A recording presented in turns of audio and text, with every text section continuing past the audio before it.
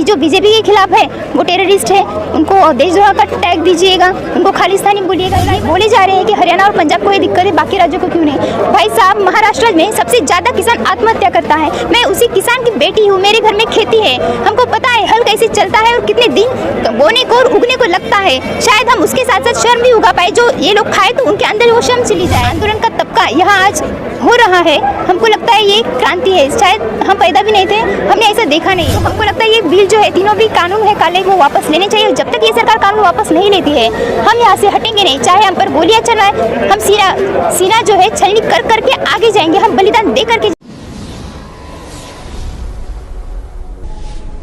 नमस्कार, आदाब, स्वागत है आप सभी का और मैं हूं आपके साथ फराह खान। मैं इस वक्त मौजूद हूं सिंधु बॉर्डर पर। आप देख सकते हैं कि मेरे साथ एक ऐसी शख्सियत मौजूद है जो महाराष्ट्र से दिल्ली तक का सफ़र तय कर कर आई है, सिर्फ इन किसानों के साथ खड़े होने, उनके संघर्ष में उनका साथ देने और तीनों काले कृषि कानूनों को वापस लेने के सरकार से गुहार करने। आइए चलिए इनसे सीधे बातचीत करते हैं। क्या नाम है आपका? जी प्रणाम, हमारा नाम कल्याणी रानी प्रकाश राव देशमुख है। हम पेशे से वकील हैं और महाराष्ट्र से आए हैं। हमारा एक छोटा सा ऑर्गेनाइजेशन है, स्त्री सक्षमा फाउंडेशन, महाराष्ट्र के हर जिले में लागू है। तो क्या वजह है आपकी महाराष्ट्र से यहाँ तक चलकर आना, सिर्फ और सिर्फ इन किसानों के लिए? जी, बात तो एक ही है, सबने यही सवाल पूछा।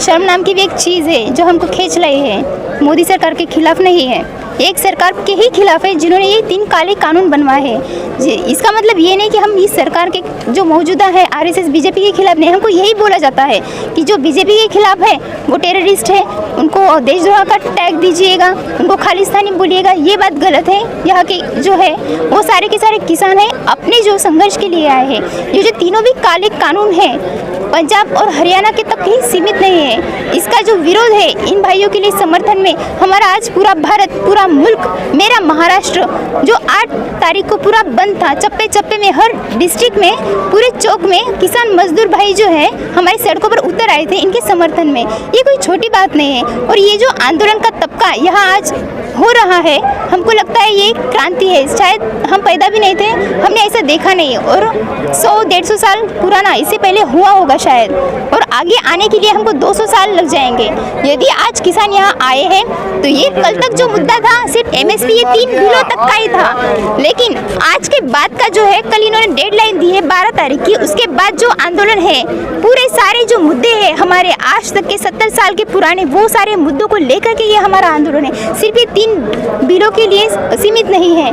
जहाँ तक मैं जानती हूँ, लोग बोले जा रहे हैं कि हरियाणा और पंजाब को ये दिक्कत है, बाकी राज्यों को क्यों नहीं। भाई साहब, महाराष्ट्र में सबसे ज़्यादा किसान आत्महत्या करता है। मैं उसी किसान की बेटी हूँ, मेरे घर में खेती है, हमको पता है हल कैसे चलता है और कितने दिन बोने को और उगने को लगता है। शायद हम उसके साथ साथ शर्म भी उगा पाए, जो ये लोग खाए तो उनके अंदर वो शर्म चली जाए। दूसरी बात जो है कि ये जो है महाराष्ट्र में इसलिए नहीं है क्योंकि वो जो मंडियां है महाराष्ट्र में कम होगी, बिहार में कम होगी। बिहार में तो शायद AIBMC जो है वो उखाड़ दिया था शायद, तो उसके भी चर्चे पूरे भारत भर है। तो हमको लगता है ये जो है पंजाब के लिए, हरियाणा के लिए यदि घातक है तो घातक होगा। तो हमको लगता है ये बिल जो है, तीनों भी कानून है काले, वो वापस लेने चाहिए। जब तक ये सरकार कानून वापस नहीं लेती है, हम यहाँ से हटेंगे नहीं। चाहे हम पर गोलियां चलाएं, हम सीना जो है छलनी कर करके आगे जाएंगे, हम बलिदान दे करके जाएंगे। क्योंकि आगे चलकर जो हमारे बच्चे, वो हमको ये ना बोले आपने इनके साथ कॉम्प्रोमाइज़ किया। आप जब इतने 1 करोड़ 50 लाख लोग यहाँ बॉर्डर पे हो, तो आप वापस मुंह लटका के वापस क्यों आए, ये ना बोले। दूसरी बात जो है, 70 साल की बात है, ये कोई आज की सरकार को हम अपोज नहीं कर रहे हैं। 70 साल की आई गई सरकार है जिन्होंने किसी ने भी किसानों के मुद्दों को लेकर कुछ भी नहीं किया। ये बात भी नहीं भूलनी चाहिए। हम किसी पर्टिकुलर पर्सन को नहीं, हम किसी को ब्लेम नहीं कर रहे। रही बात हमारे किसान भाई महाराष्ट्र के, उनको भी टमाटर हमको रस्ते फेंकना पड़ता है, दूध जो है फेंकना पड़ता है, प्याज जो है सही दाम 150 में जो जाता है उससे भी कम हमसे डिमांड की जाती है, वो भी हमको फेंक देना पड़ता है। क्यों? क्योंकि दाम कम है। यदि तुमको ये बिल लाना था, इसके बदले में यदि तुम दाम का मोल भाव जो है वो बढ़ाते किसानों के फायदे के लिए, क्या मतलब होता क्या? इस बात से दिक्कत क्या थी? हमको बहुत ही खेद हो रहा है कि एक खेतजन बाब है, एक व्यक्ति कड़ी मेहनत के बाद कुछ बोता है और कुछ उगता है और उसके लिए 2-3 महीने लग जाते हैं। अंबानी अदानी की कंपनी है, जैसे ना इधर से कुछ डालो तो इधर से निकल जाए, और उसके बावजूद वो अपने परिवार की भोजन की व्यवस्था तक नहीं कर पाता। बहुत ही शर्मनाक बात है। तो ये जो है हमको लगता है इसके लिए हमको आना पड़ेगा। यदि हम कानून के विद्यार्थी थे, हम वकील हैं, तो ये कानून का मसला है, ये कानून का बिल जो है पास हुआ है।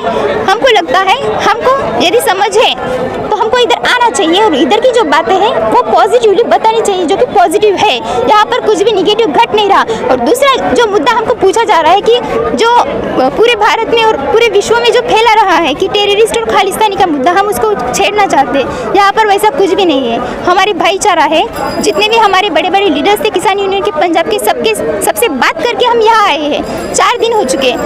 हमारे लिए होटलों में व्यवस्था भी की गई थी, लेकिन हम वो छोड़ के तंबू में इनके साथ टेंट्स में रहे महिलाओं के साथ। क्यों? क्योंकि हमको इनके साथ सेफ महसूस हुआ। जब तक हम इनके साथ रहते नहीं महिलाओं के साथ, तब हमको पता नहीं चलता कि ये क्या माजरा है। तो हमको पता चल गया है। और बोला तो ये भी था कि सिख है, तलवारें रखते हैं, कुपियाँ रखती है। हम अब ये भी बोलेंगे तलवार सिखनिया भी है जो तलवारें रखती है, लेकिन वो हमारी सुरक्षा के लिए रखती है। उनको ज़रूरत नहीं सुरक्षा की। वो पहले ही जितने भी क्रांतिकारी हुए हैं, हिंसा हो या फिर आज़ादी की जो संघर्ष हो, लड़ाई हो, सबसे ज़्यादा बलिदान हमको लगता है कि सिख भाइयों ने दिया है।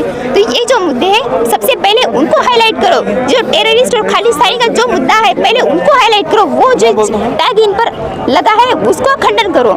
जैसे कि आपने कहा सिख भाइयों ने बहुत ज़्यादा बलिदान दिया है, और आज वही आप देख सकती हैं, आज सड़कों पर सिख भाई क्रांति के रूप में दिखाई दे रहे हैं।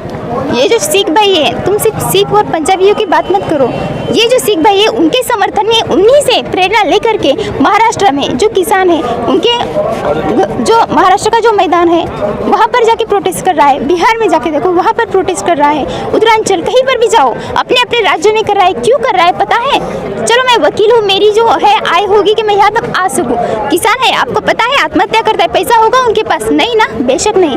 लॉकडाउन के चलते उनके पास पैसे नहीं होंगे, लेकिन वो जो है आपको समर्थन देने के लिए उनके घरों से आपको प्रतिक्रिया देता है, उनके घरों के सामने चप्पे चप्पे में बैठ जाता है आपके लिए। तो ऐसा नहीं है कि वो यहाँ पर नहीं आ पाए, लेकिन वो अपने अपने राज्य में, पूरे भारतवर्ष में जो है प्रदर्शन चल रहा है। हम जो है ये सिख भाई है, हमारे हरियाणा के जाट भाई है, उनसे जो है प्रेरणा लेकर के आज उतरे हैं और उतरेंगे, जब तक चाहे हमारी जान क्यों न ले जाए।